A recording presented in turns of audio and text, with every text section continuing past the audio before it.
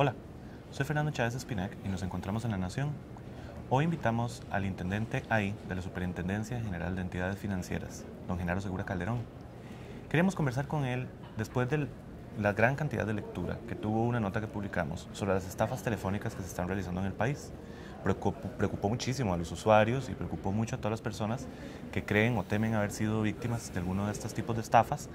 Y bueno, quisimos repasar algunos consejos generales y también el papel de las instituciones de Costa Rica y lo que pueden hacer ante estafas de este tipo para evitar la sustracción de datos sensibles de las personas y también cualquier otro delito que se pueda cometer por esta vía. Don Genaro, muchísimas gracias por acompañarnos. Gracias, con mucho gusto. Primero que todo, repasemos. ¿Qué es lo que está ocurriendo? ¿Qué tipo de estafas vía telefónica se están dando? Gracias. Lo que hemos venido escuchando en términos generales y lo que el público ha manifestado en relación con las estafas es que de alguna manera personas, por supuesto no autorizadas para hacer uso de sus cuentas, lo logran hacer mediante la obtención de, por ejemplo, los códigos de acceso, que son la llave fundamentalmente para acceder a los fondos y generar de ahí diferentes transacciones, sea mediante sus tarjetas de débito o sus tarjetas de crédito. Esto particularmente es relevante porque actualmente las compras pueden realizarse, por ejemplo, a través de Internet, en donde no necesariamente hay una presencia física de la persona haciendo uso del instrumento que es la tarjeta. Ya, entonces lo que está ocurriendo básicamente es que ciertas personas están obteniendo la posibilidad de utilizar las cuentas de personas que no los han autorizado. ¿De qué manera obtienen esos datos principalmente? Bueno, algunos de los casos que se incluyeron en la publicación que hizo La Nación tienen que ver con la solicitud de información vía telefónica. De una manera muy hábil, ¿verdad?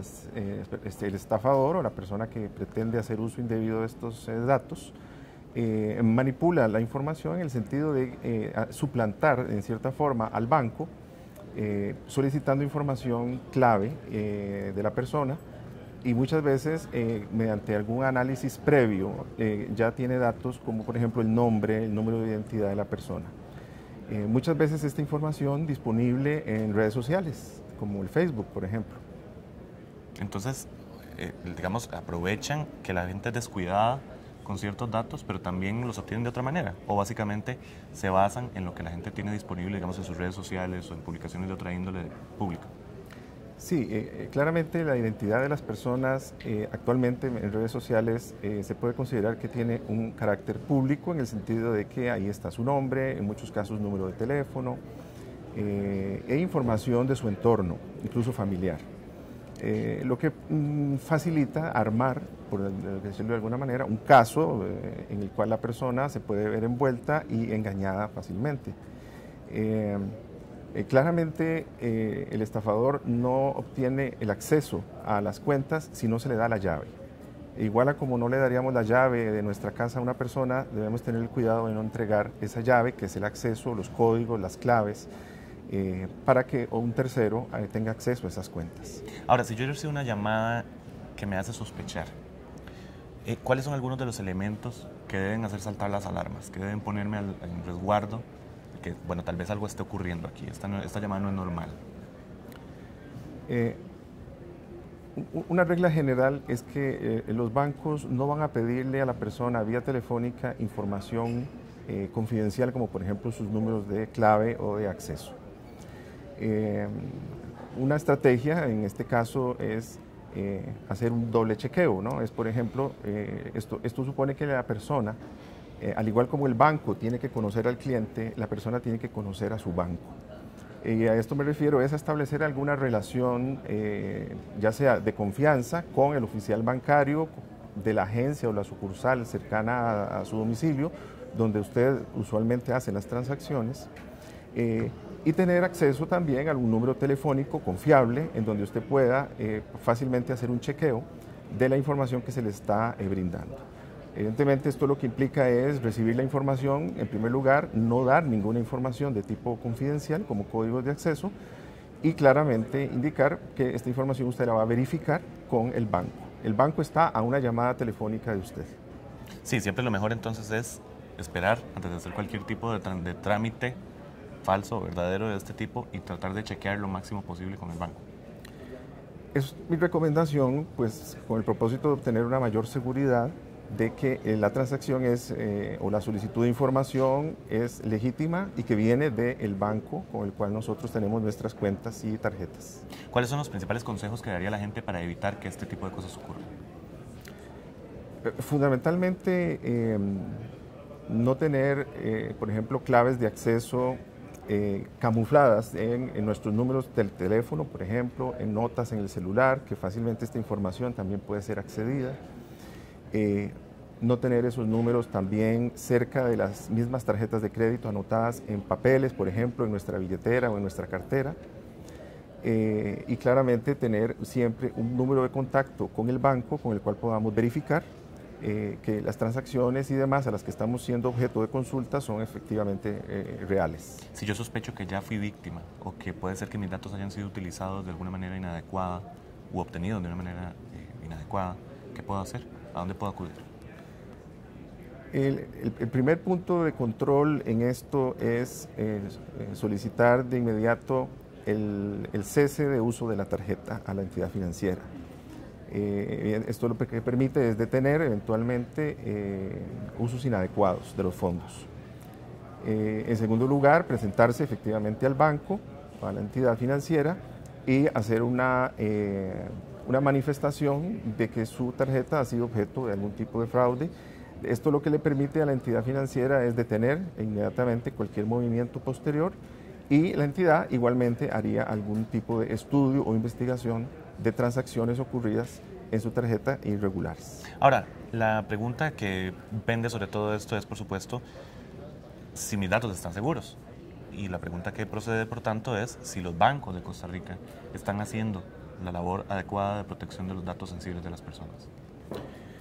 Sí, los bancos, buena parte de su negocio es manejar información y ese siempre ha sido uno de los temas críticos, ya sea en el tema en la regulación misma de los bancos y en el enfoque que la superintendencia da hacia estas entidades en cuanto a la supervisión. Todos estos aspectos relacionados con fraudes, estafas internas o externas a las que se enfrenta la entidad financiera son consideradas en nuestro ámbito y en nuestro diálogo con los bancos como riesgos de tipo operativos que pueden encontrarse en sus fuentes, en las personas mismas, en debilidades en los procesos, en debilidades en los sistemas. Entonces hay un énfasis muy particular en el fortalecimiento de la gestión de la tecnología en las entidades financieras. Las entidades financieras deben en todo momento asegurarse que la transacción que están realizando es con la persona que efectivamente corresponde. Esto no solo, pues evidentemente, para asegurarse que no se incurra en estafas, sino porque igualmente el banco debe asegurarse que luego una persona que tal vez legítimamente ha hecho una transacción, luego no considere y reclame al banco que no fue ella quien la hizo. Es decir, los bancos igualmente deben asegurarse que realizan transacciones efectivamente con quien debe ser. Ahora, ¿su jefe ha detectado vulnerabilidades o malos manejos de los datos de parte de alguna entidad bancaria o financiera costarricense? En términos generales, en esto hay diferentes grados de complejidad. Entidades, por ejemplo, que tienen plataformas de Internet y que permiten a través de ellas realizar transacciones, requieren cierta mayor rigurosidad, por ejemplo, en comparación a entidades que transan con sus clientes directamente en sucursales. El hecho, por ejemplo, de tener una plataforma en teléfonos celulares plantea un nuevo reto también de seguridad para los bancos. En función de la complejidad, en función de los diferentes canales a través de los cuales se pueden hacer estas transacciones, la rigurosidad es diferente. Y en todo caso siempre hay oportunidades de mejora porque la tecnología que también provee seguridad en estas transacciones evoluciona y es muy dinámica también. Entonces siempre hay mejores formas de asegurar, por supuesto haciendo un balance entre el costo y el riesgo que implica para la entidad financiera tomar cierta medida u otra medida. Entonces hay oportunidades de mejora siempre en esto. ¿Qué puede hacer y qué ha hecho la SUGEF en ese sentido? Bueno, la superintendencia desde ya el año 2009 había emitido una primera regulación en materia de gestión del riesgo tecnológico. Esa regulación fue posteriormente modificada en el año 2016 y complementada con una regulación de un alcance más amplio en lo que se refiere al riesgo operativo.